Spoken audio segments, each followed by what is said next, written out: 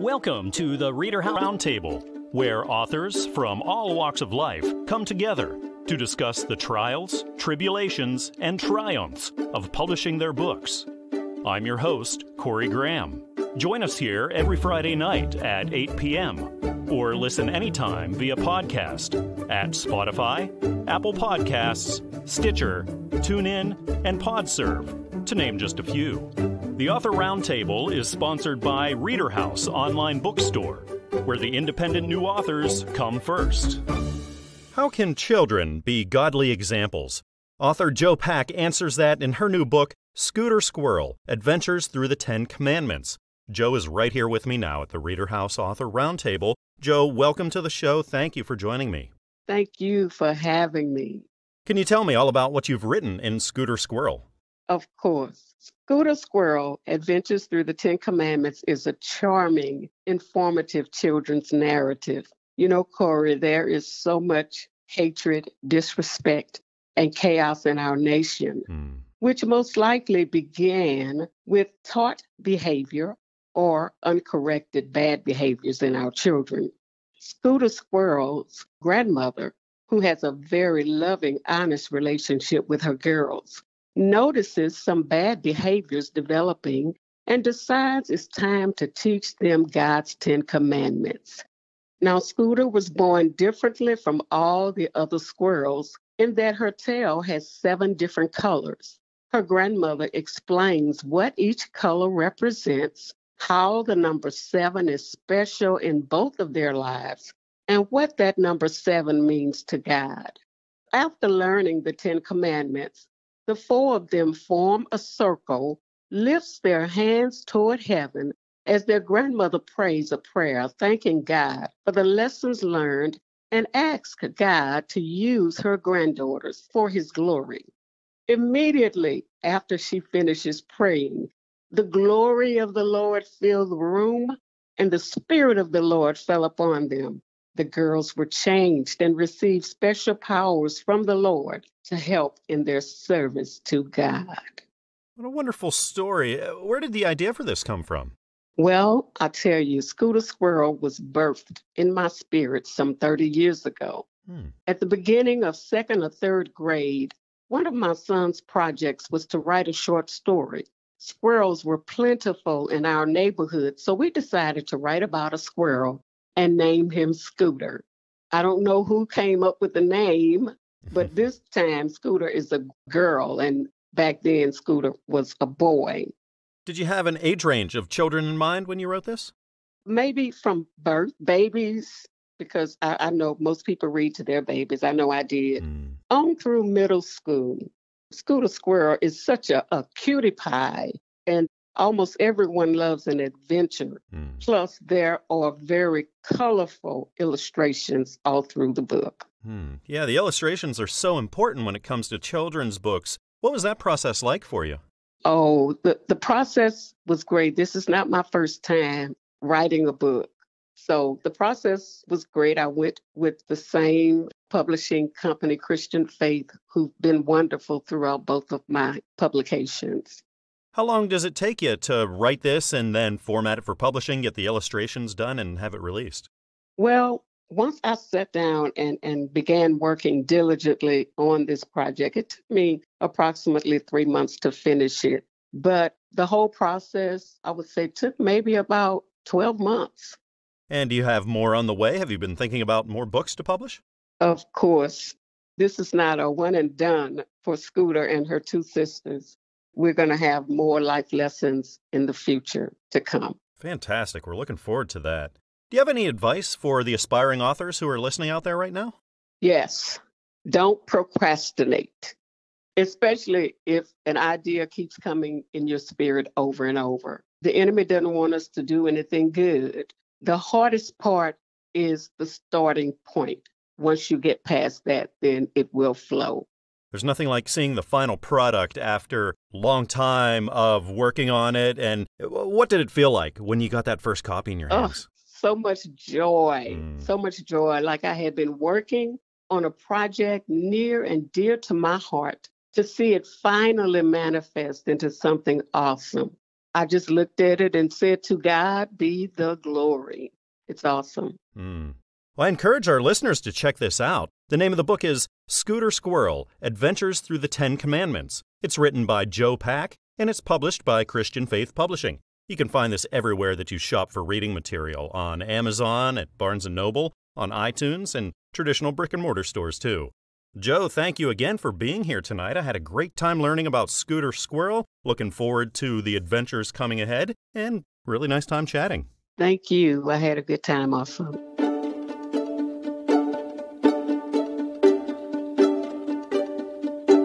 We're talking about education and the current issues we're facing today. It's all in the new book by Eric Frazier. It's called A New Educational Paradigm, Perspectives on Education. Eric's joining me now here at the ReaderHouse Author Roundtable. Eric, thank you for joining me. Hey, you're very welcome. My pleasure. Can you tell me all about what you've written about in A New Educational Paradigm? Yes, well, it's about the educational leadership and policy decision-making designed to end the quagmire of stagnant student achievement and ineffective practices by focusing on goals, objectives, activities, and evaluations that enable more effective and efficient practices. It emphasizes accountability and consistent practices on all levels of educational service, from presidential involvement to the Secretary of Education, governors, mayors, chancellors, school district superintendents, principals, assistant principals, teachers, support personnel, parents, students, and community. By accountability, I mean everyone doing his job for which they are responsible, with evaluative measures in place to keep them on track. Additionally, the book discusses a new model for training prospective teachers and the totality of school personnel. It gets deeply into the coronavirus pandemic and its impact on education. It particularly discusses issues connected to distant learning, special education students, homeless students, and students with special needs. Regarding the COVID situation, it goes deeply into the impact of COVID on education. Also, what the goals are of education and what education is supposed to do, and what is the product of education? What is the product? Who is it? Is it the people? Yeah. Okay. What kind of characteristics should they have? Well, it gets into all of that. And the book is written in a discussion format where the writer is having a discussion with the reader. And it inspires critical thinking as you read through the book. So what inspired you to sit down and write the book and get it published? Well, a few things. One was that my mom, who had written a book, of course, years ago, and was not able to get it published. So I've always kept that in my mind all these years since I was a child. So now I feel redemption for her in that respect. And the other thing is because of need. We need this. We deserve a better educational system, educational thrust, and we need the product of education to be a better quality. Something that we can look at and say, well, yes, this person was an educated person. This person completed high school, completed college. And we could tell by their actions. About how long did it take you to write? It took me 7 months, about December of 2020 to June. And then after all that time, how does it feel? What's going through your head whenever you get that first copy in your hands? Well, the first thing was relief. Mm-hmm. And then the next thing was that, hey, did I write this? After thinking of all the books you've held in your hand and you've read and you've seen, now here's one that has your name on it. So it was a little bit astonishing. So that's good. And also a sense of being able to feeling like I made a contribution and feeling that I'm on the way to reaching my own personal potential, which is a lifelong endeavor. Absolutely. Have you ever done anything like this? Have you written or published before? Oh, yeah. I've written a book entitled Writing for a school district. And also I had a column in a number of jazz magazines. So I wrote about jazz. I'm a jazz artist. Oh, wow. And I've written for a school district in Florida about music and student achievement, how they go together and help to build higher achievement. And I've written, publications for the Education Research Information Center, which they call the ERIC file. And those are scholarly writings. Of course, newspapers I've written in and other type of magazines as well. The book is called A New Educational Paradigm, Perspectives on Education. It's written by Eric Frazier and published by Fulton Books. You can find it everywhere that you shop for your reading material, on Amazon, at Barnes & Noble, on iTunes, and Google Play. also down the street at your local bookstore. Well, Eric, thank you again for joining me here today. I had a really nice time talking with you. You're very welcome. My pleasure.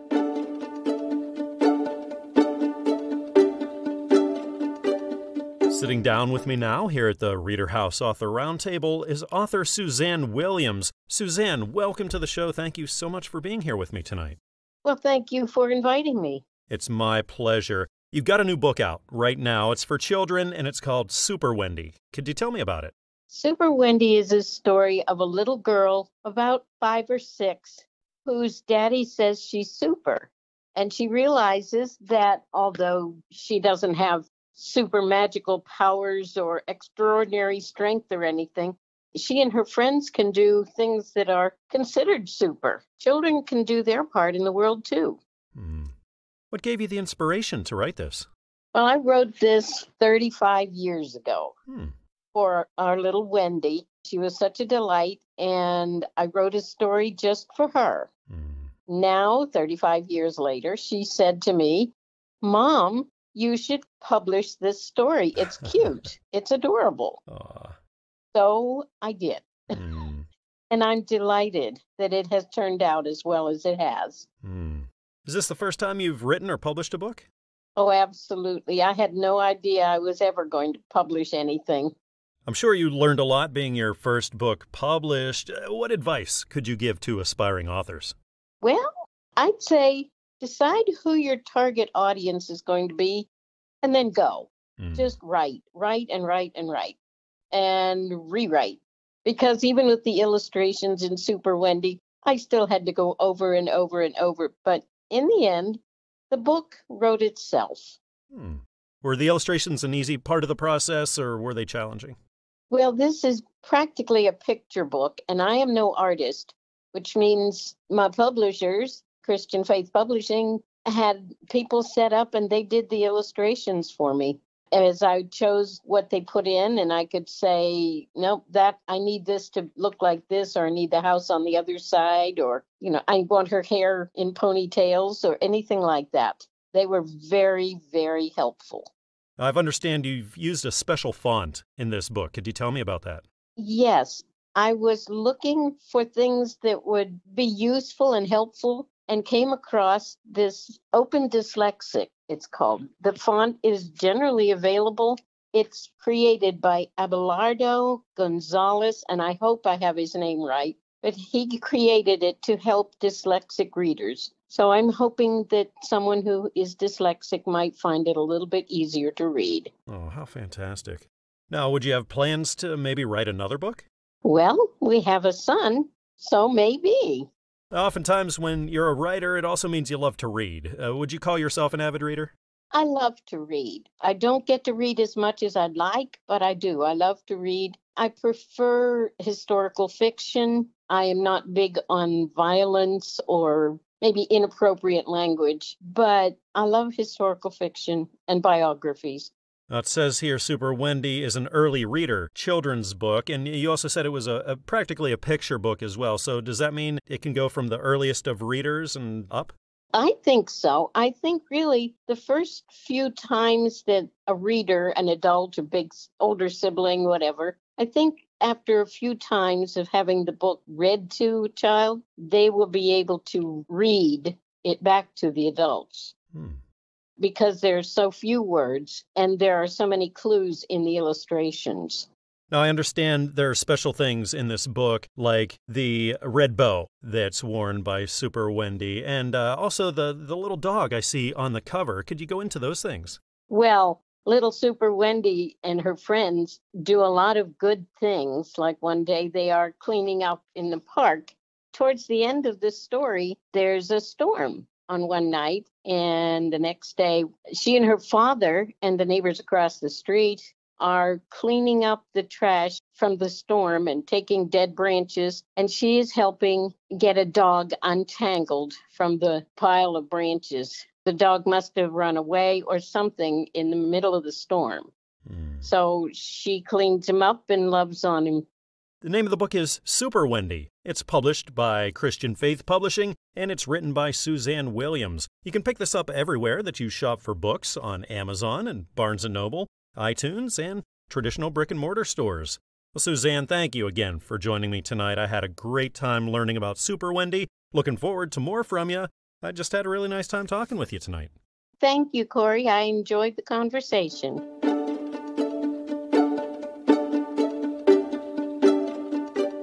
Have you been unconsciously programmed? The book Evolution of Love and Hate is out now by author Paul O. Ross, and it examines that question. I'm really happy that Paul is right here with me now at the ReaderHouse Author Roundtable. Paul, thank you for joining me tonight. It's a pleasure.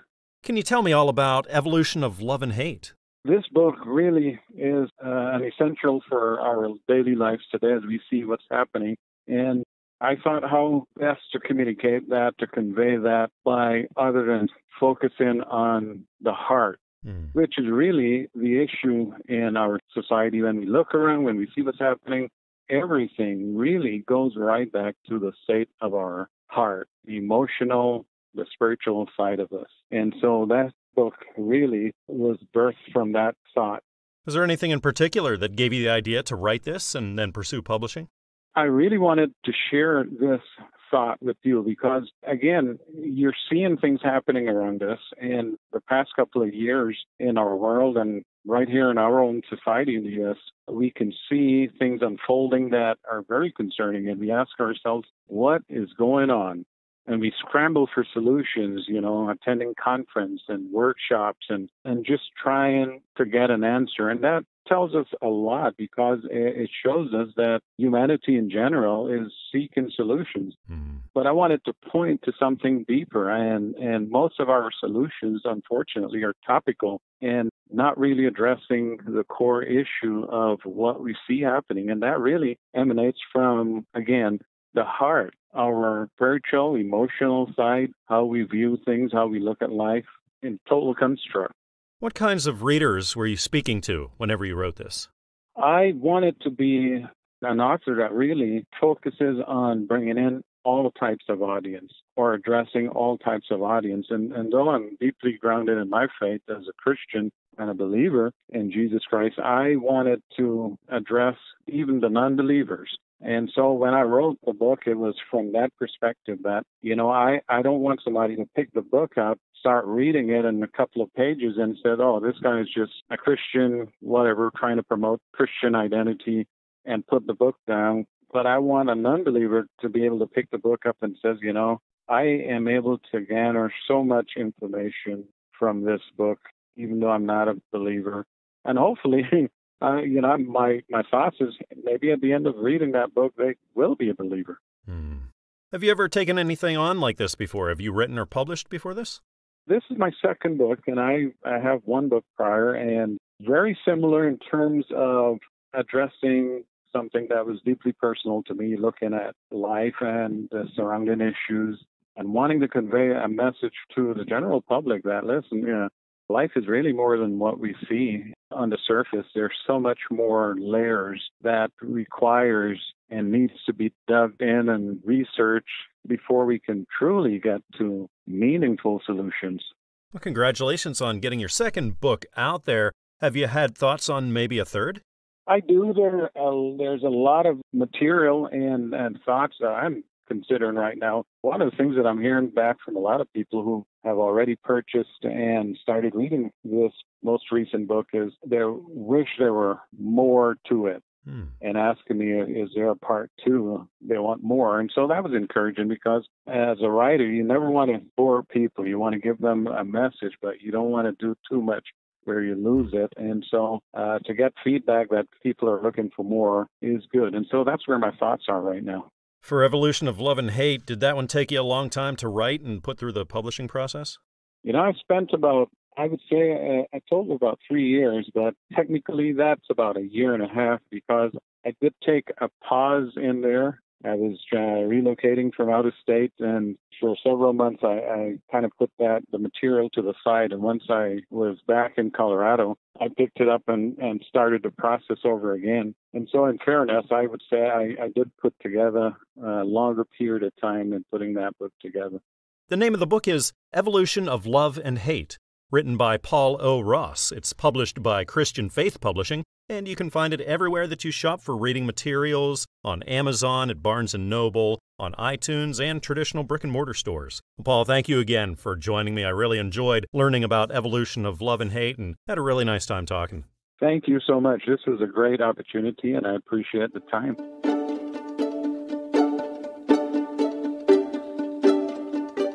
Right now at the ReaderHouse Author Roundtable, I'm joined by author Linda Roberts-Betsch. Linda, welcome to the show. Thank you so much for joining me. Well, thank you, Corey. I appreciate it. Great speaking with you today, Linda. Now, you've just released a new book. It's called The Day the Birds Came Calling. This is for children. Could you tell me all about it?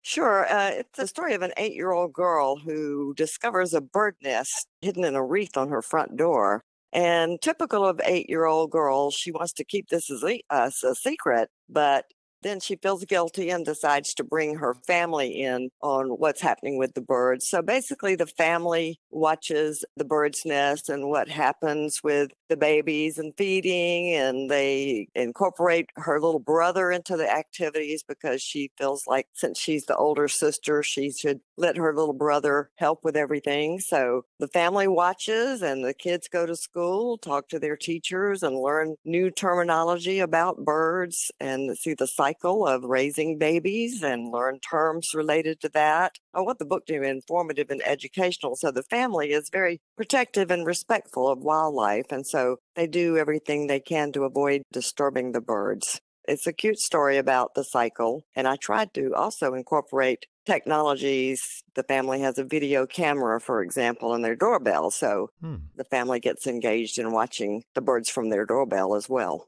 Where did the inspiration for this book come from? Actually, a true story. The little girl in the book is actually me. Oh, wow. So one day I, was looking out the front door and saw this movement out there and started paying attention and noticed it was birds building a nest. And so I thought it would just be a cute children's story. And so I got my husband engaged in watching, and we told all of our kids and grandchildren about it, and they seemed excited. So that's how I got started. Have you ever done anything like this before? Not a children's book. I've written a lot of professional scholarship articles for my business, for my career, but I've never done a children's book before, so it's really fun to do something different. Oh, congratulations on getting that out there. Now, this is a little bit new territory for you in that the illustrations play such an important role in this. What was that like for you? They do. Well, Fulton Books was very supportive with that. I actually was surprised that they allowed me to design what I wanted on each page, and even down to the description of the clothes the kids were wearing. So I really enjoyed that process, and it was really fun to see the final illustrations and see how well they represented the expressions on the kids' faces. They captured that very, very well. So what were you feeling then whenever you got that first physical copy in your hands? Well, elation that the process was mostly finished and not totally completed, but at least I had the book in my hand. I felt very proud of that. And my friends were very excited for me, and social media started being a buzz about the book. So that was really exciting and fun and a sense of accomplishment. Did this take you a long time to do? Not really. As I said, I sort of watched the birds, and I kept thinking about the story in my head. And to be honest with you, one of the reasons I wrote the book is just to get that story out of my head. I thought, well, it's going to be a cute children's book, and I'm just going to sit down and write it. So I wrote it, and as all authors do, of course, you go back and reread it and rewrite it and reread it and rewrite it and get input from other people. So that was my process. I have some friends who are elementary school teachers, and I pull them in to give me advice about what types of things appeal to children in that age group. And would you say that that's the age group, the elementary age children, that this would be best geared toward? Yes, I target it mostly for 5 to 8-year-olds, but I do have some pre-K children that have read the book, and their parents read it to them, of course, and they loved it. They loved the illustrations, and they liked what the book is all about. Do you have any ideas to maybe bring Kiki back for another book or something else? I do. Kiki and Kip, the children in the book, I decided that based on my own personal experience of raising some puppies, that would be fun. And we actually had one of our puppies had some problems, physical problems and feeding problems. And so I would like to have a continuing adventure of Kip and Kiki helping with raising the puppies and what you have to do to make sure that the puppies all survive and find good homes. I think it's just wonderful. You're taking experiences and things from your own life and using that to teach and inspire. The name of the book is The Day the Birds Came Calling, written by Linda Roberts-Betsch and published by Fulton Books. You can find this everywhere that you shop for your books, on Amazon, at Barnes & Noble, on iTunes and Google Play, and traditional brick-and-mortar stores. Linda, thank you again for joining me. What a wonderful book you've written here. I'm looking forward to what you're doing in the future. I had a great time talking tonight. I enjoyed talking with you as well. Thank you so much.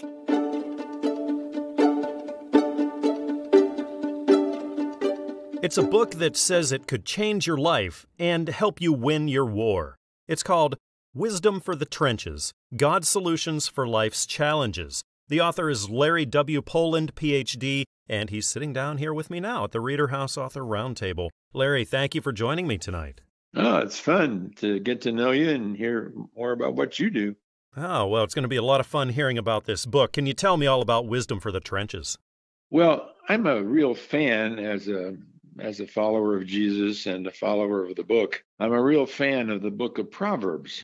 I think I probably spent some time devotionally in the book of Proverbs for about every day, or certainly every week, for about 30 years. And I taught the book of Proverbs to a Christian school Bible class for 2 or 3 years. And it was a great experience. But the book of Proverbs is a tough one to get into if you're just reading Proverbs, because it's filled with couplets, and one couplet may be wildly different theme than the next couplet in the next verse or the verse after that. And so it's a little bit like reading the phone book. I think Proverbs is a little bit like that. And so it's hard to get the meat of the teaching. And so I taught the book of Proverbs in this sophomore high school class topically, put all the verses together that dealt with adultery and all the verses that dealt with whatever finances, and taught it that way. And it made a lot more sense. And I wanted to do it in a way that I could focus on concepts, key concepts. So it's a concept approach to the book of Proverbs, and it's an easy read. The chapters are short. They're kind of to the point of practicality. I'm a very practical thinking person. And if I can get my handle on some biblical truth that just says, wow, I can put that into practice, then that lights my fire. And so Wisdom for the Trenches, the concept is we're in a spiritual war every day, and it's really nice to have something that applies to the warfare that I'm in right now and helps me win. I think this is a fantastic idea for a book. You're right, there's so much wisdom in Proverbs, but it seems a little scattered and a little disorganized. It's hard, so I think this is a fantastic concept. Well, this is my 10th book, and I don't write books to sell or to make money, that's for sure. I don't know. Well, I do know a couple of people that have made money writing Christian books. The guys who wrote Left Behind did okay. You could say so. 30 million copies or whatever, but I write books to change lives. When someone says, your book changed my life, wow, that turns my crank. That's exciting, because that's the only reason that I really write books, is to have an impact in someone's life and thinking and practice and liberation and growth in Christ. Well, it's fantastic. This is your 10th book. I think that's great. I think it goes without saying that you really enjoy writing. Have you thought about more? Are you going to be writing more? Oh, yeah. I always have a list of at least 3 books in rank order. My next one has got to be a redo of a book that came out in the 70s that is singularly the most life-changing content I've ever shared, either in lectures form or in book form. It was so transformative that even the lectures that I gave when I used to be on the staff of Campus Crusade for Christ, I created this series of lectures on the Spirit-filled life. And they were so transformative that today still, this was the 70s, I found out that some of the people that attended those lectures as part of a missionary training have downloaded, or I guess you don't download cassette tapes, but they played cassette tapes and had them remastered, and they're now have them online. And so I discovered there are people in different languages even around the world that are enjoying and benefiting from the content. Oh, wow. The name of the book is Wisdom for the Trenches, God's Solutions for Life's Challenges. It's written by Larry W. Poland, Ph.D., and it's published by Christian Faith Publishing. You can pick this up everywhere that you shop for your reading material, on Amazon and Barnes & Noble, iTunes, and traditional brick-and-mortar stores. Larry, thanks again for joining me tonight. I had a really nice time chatting with you. Well, great. I hope it's helpful to your listeners.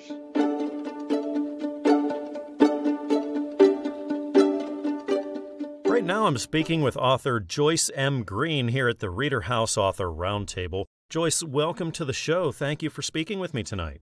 Well, thank you for the invitation. Well, it's very nice having you here. You've written a new book. It's out in stores right now. It's called Ride the Wind, the Andy Green Story, Sailor, Engineer, Entrepreneur. This sounds like Andy's life was truly extraordinary. Can you tell me all about this book? Yes, I'll be happy to. It's a biography about Andy Green, and he's really had an exciting, unique life. As the cover of the book states, he's a sailor, he's an engineer, and an entrepreneur, had his own company. So what gave you the idea, or what inspired you to take the life story and write it and publish it? I started out because our grandchildren, I wanted them to really know us. So I was going to write a little something. I didn't even know it would be a book, but I was going to write something for them. And as I got into it, I think his story is unique, and I think it's very exciting. It is exciting.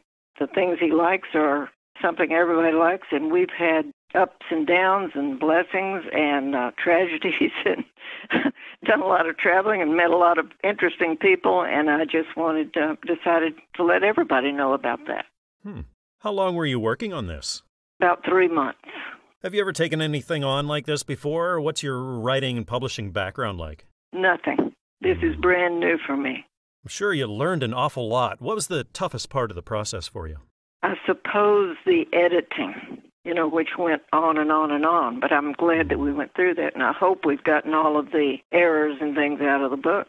Yeah, certainly can be a long process, takes a lot of work, but like you said, definitely worth it, because you're going to catch things that you might not have caught the first couple times around. Absolutely. And they're very thorough. Fulton Books did a great job. Now, what did it feel like after that work? And being that this story is so personal to you, what did it feel like whenever you got that first copy in your hands? Well, I was awed, and it was exciting and very fulfilling. We have a lot of listeners out here right now who want to write a book. They're aspiring authors. Could you give them any words of wisdom, any advice? Yes, I could tell them this.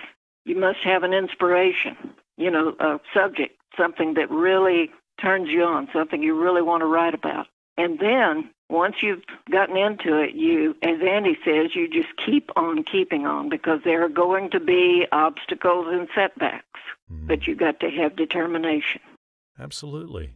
Have you given any thought or consideration to writing more and maybe publishing more books? No, not at this point. Now, oftentimes when you write, that also means that you got a thing for reading, too. Would you call yourself an avid reader? Yes, I would.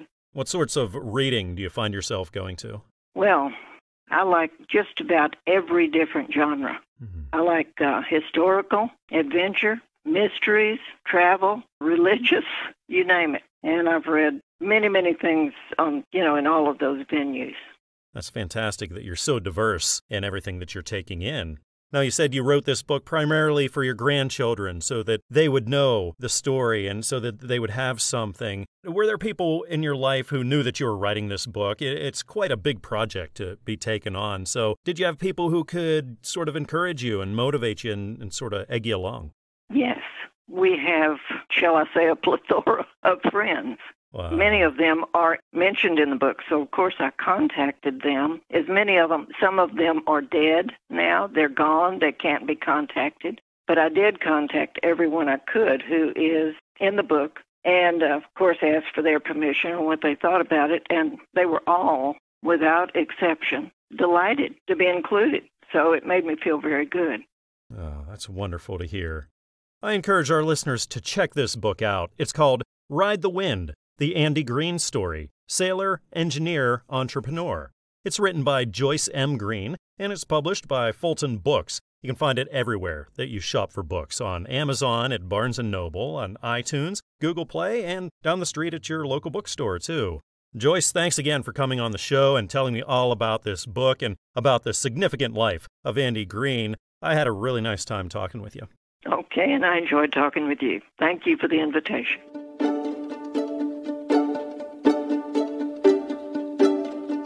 Author Michael Myer has a new book in stores. It's a crime thriller. It's titled Exit Strategy. I'm really happy that Michael is joining me here right now at the ReaderHouse Author Roundtable. Michael, thank you so much for being here. It's a pleasure. Can you tell me about the story you've told in Exit Strategy? Yes, it's kind of a crime thriller, if you will. It takes place in communities, in a mythical community, fictional, in Minnesota, suburbs south of Minneapolis, St. Paul, where an armored car disappears with $50 million after a casino racetrack has their busiest weekend. At the same time, there's another horrendous crime taking place where a school is under siege, which is a problem way too prevalent in our society today.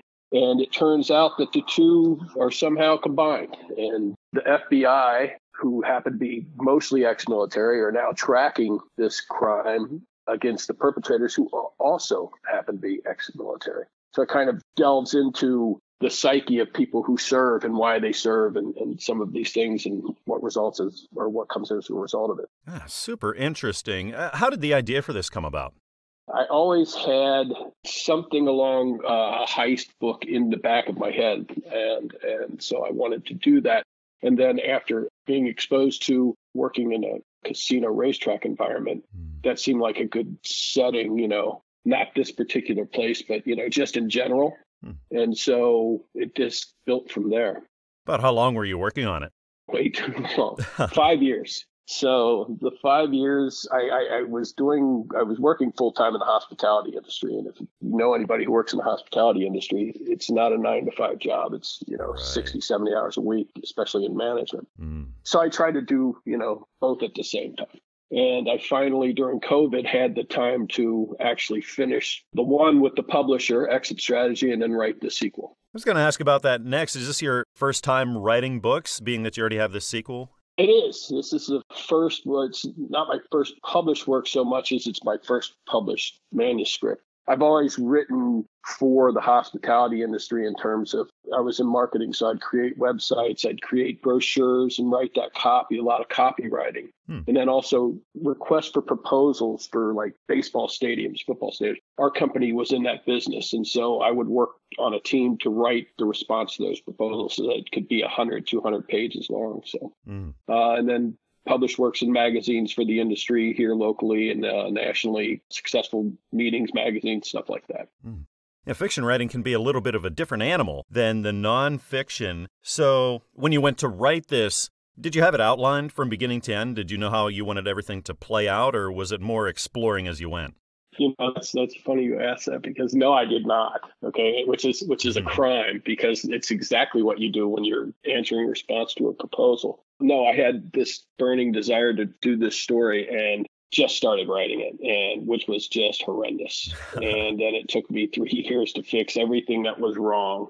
Just little things that you catch that, are very important to story. Like if a person's a lieutenant, then he's still a lieutenant. He can't be a sergeant later, a captain, right. Or, these types of just crazy things. Now, learning from the first one, I do use an outline, and actually I start with a premise and then go to an outline. And in the outline, each chapter is outlined briefly what I hope to gain from the beginning to the end, and then who the main characters are. And I've already developed them as part of the premise. So I use that, and that's worked out really, really well. I encourage our listeners to check this book out. It's called Exit Strategy, written by Michael Myer. It's published by Fulton Books, and you can find this everywhere. Amazon, Barnes & Noble, iTunes, Google Play, traditional brick-and-mortar stores, too. Well, Michael, thanks again for joining me. This sounds like a really, really great read. I'm really happy that we could talk tonight. It's an absolute pleasure, Corey, and I thank you for reaching out.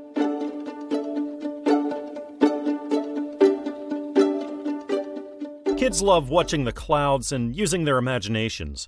In her new children's book, Clouds, author Anna M. Rogers-Artis teaches about what clouds are really all about. Anna is joining me here right now at the ReaderHouse Author Roundtable. Anna, thank you for being here with me tonight. Hi, Corey. Thank you for having me. Can you tell me all about what you've written with Clouds? Well, it was a book about a little girl who just thought she was going to spend a day laying on a blanket under a shady tree, just watching the clouds.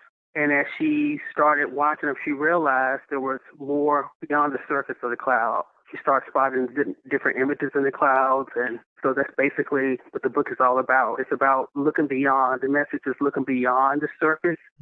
I think we can use that in our daily life here, to, just take the time to look beyond the surface of an individual, someone, to get to know them a little bit more. So the book Clouds is kind of ties into that, gives that message. Did you have an age range of children that you were thinking about when you wrote it? Yes, it was for, I thought it would be a nice book to read to at bedtime for young readers up through K3, I guess. Like a take-home reader's book, so it can help kids with repetitive language in the book. I think it will be helpful for kids to learn how to read. Also, it's exciting, and I think it will spark.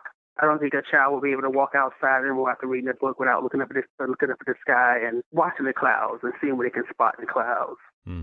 Was there anything in particular that sparked your inspiration to write this book and then get it published? It was. When I was young, I used to, play outside, and every once in a while, I'll look up at the sky and, hang out, playing with my friends out there, and we'll say, oh, wow, this looks like, that cloud looks like a boot, or this cloud looks like a dog. That was a childhood memory. And then when I started having my family, my daughter at the time was like 9 or 10, we were walking across the field to take her to baseball practice. And she looked up and said, Mom, that cloud looks like, she explained what it looked like to her. And I just brought back childhood memories, which inspired me to write the book. I just thought it would be a good book to write. How long were you working on this? Oh, I started this book in actually 2004. So it's been a while. Life gets in the way. You raise a family, get the kids through college, and trying to find some time to devote to it more and tweak it. It was a journey, but it was well worth the journey. I'm pleased with the outcome. Oh, that's wonderful. Is this your first time in the arena of writing and publishing? Yes, it is. This is my first book. Wow. Congratulations on getting your first one out there. How did it feel when you got that first copy in your hands? That was so exciting. I just couldn't imagine. And then knowing that, now I'm a grandmother and my grandkids, I don't know, my children who are adults now, their children are reading a book. So I can't even put into words how exciting and pleased and rewarding this whole experience has been for me. Do you have more books in you? What are the chances of publishing more? Well, I'm thinking about another Clouds. This particular one is more about, animals and so forth. I thought about doing other objects, maybe, like I said, a boot and other type of shapes.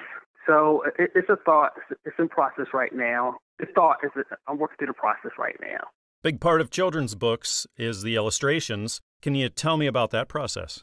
Well, I had drafted the illustrations. Actually, I used my daughter at the time she was young. I started sketching her. I started in a little sketch pad book and started sketching it out. And then I reached out to a couple of illustrators to see if they could capture my vision. For me, the biggest focus to me, the main character of the book are the clouds. I wanted to be clouds and not look exactly like the clouds, like the clip art clouds you see in some of the books. Right. I wanted them, so I took pictures of the clouds and gave them to my illustrators, and they used the software they could do and kind of sketch out the clouds to kind of make them look more like the natural cloud. Yeah, the clouds was, to me, the key character in that book. Do you have any advice that you could offer now to authors who want to publish their first one as well? I would say just stick with it. Don't give up. It's going to be worth the journey. It was a learning process. I enjoyed every second of it, and to always follow your dreams. Now, often when you're writing, it's just you alone for so long, and it can often become a lonely process. It's helpful if you have people in your life who know you're doing this, and they can kind of motivate you and encourage you along the way. Did you have people like that in your life? Absolutely. My whole entire family, and they were so proud when the first draft of the book came out. They knew I was working on it, but I kind of kept it. Again, life gets in the way. So I was working on it and tweaking and working with the illustrator, so I wasn't keeping them up to date on what was going on. And when the first draft showed up, they were so, it's like, Mom, you did it, and you never give up, and that's an inspiration. So they have always encouraged me to keep going with it because they thought it was a good concept when I pitched it to them, 20 years ago almost. The name of the book is Clouds, written by Anna M. Rogers-Artis. It's published by Fulton Books, and you can get this everywhere that you pick up your reading material on Amazon and Barnes & Noble, iTunes, Google Play, and traditional brick-and-mortar stores, too. Well, Anna, thanks again for joining me here tonight. I had a nice time finding out about Clouds and chatting with you. Thank you so much. Take care.